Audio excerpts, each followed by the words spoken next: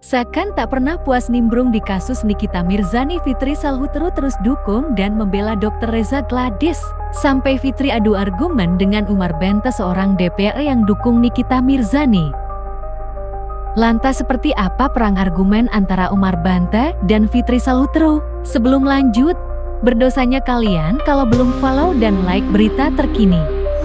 Saya tidak peduli dengan Nikita Mirzani. Kamu mau penjarakan 2000 tahun, 10.000 tahun, itu nggak ada urusan saya dengan Nikita Mirzani. Tapi proses hukum ini harus diselamatkan. Kenapa? Karena proses hukum yang tidak fair ini ditonton oleh banyak orang. Ribuan orang, jutaan orang menonton proses hukum yang tidak fair. Itulah yang saya bela. Kenapa? Saya tidak mau rakyat Indonesia disuguhkan proses hukum yang tidak fair. Saya tidak mau anak-anak kuliahan, mahasiswa, ibu-ibu disuguhkan dengan pertontonan penegakan hukum yang tidak fair, yang tidak adil, yang tidak betul-betul berpihak kepada rakyat. Makanya saya bela hukum, bukan bela Nikita. Saya tidak ingin orang seperti Nikita Mirzani yang sudah berjasa kepada negara, sudah berjasa melindungi muka perempuan-perempuan bangsa kita, menyelamatkan muka-muka mereka dari resiko skincare dan lain sebagainya. Lalu kita penjarakan hanya gara-gara kita tidak suka pada pribadi dia. Jangan, nggak boleh. Saya tidak terima gitu di hati nurani saya itu harus membiarkan orang-orang yang berjuang di jalan yang benar lalu ditinggalkan. Saya tidak mau membiarkan orang-orang yang sudah berjuang di jalan yang benar, menyelamatkan anak bangsa,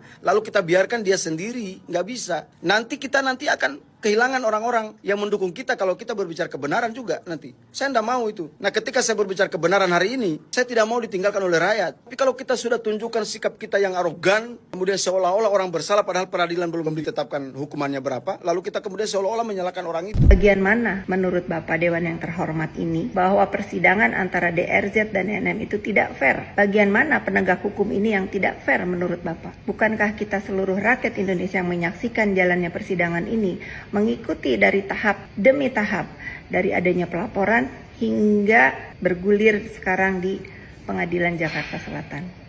Mungkin Bapak Dewan sekali-sekali bisa datang masuk ke dalam persidangan, mendengarkan dan menyimak fakta persidangan yang terjadi sekarang. Jika Bapak masih belum paham skincare yang digadang-gadang menjadi alasan untuk adanya proses peradilan ini, saya ingin memberikan informasi atau pendapat pribadi saya bahwa skincare yang dipermasalahkan itu adalah bukan milik DRZ. Jika memang ada pelanggaran yang dilakukan oleh DRZ dan mempunyai produk yang melanggar aturan, tentu saya tidak akan membela. Tentu saya akan sependapat dengan sebagian rakyat Indonesia bahwa terdakwa membela masyarakat. Fakta di dalam persidangan Bapak Dewan yang terhormat, jika memang terdakwa ini ingin membela masyarakat, pertanyaan saya, kenapa harus ada aliran dana? Kenapa harus ada pengancaman? Sekian pendapat dari saya. Mari kita semua menyimak masalah ini dengan bijak, dan saya ingatkan juga bahwa DRZ ini adalah rakyat Indonesia juga yang butuh keadilan. Sesuai sila kita kelima,